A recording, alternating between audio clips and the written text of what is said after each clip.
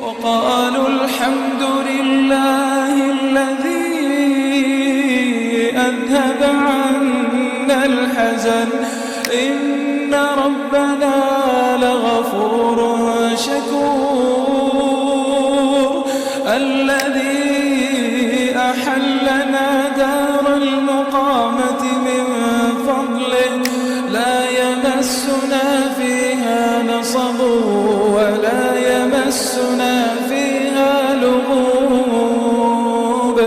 والذين كفروا لهم نار جهنم لا يقضى عليهم فيموتوا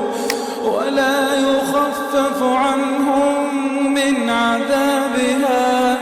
كذلك نجزي كل كفور وهم يصطرخون فيها ربنا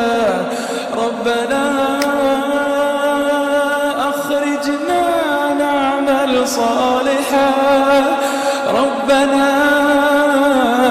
أخرجنا نعمل صالحا غير الذي كنا نعمل أولم نعمركم ما يتذكر فيه من تذكر وجاءكم النذير فذوقوا فما للظالمين من نصير.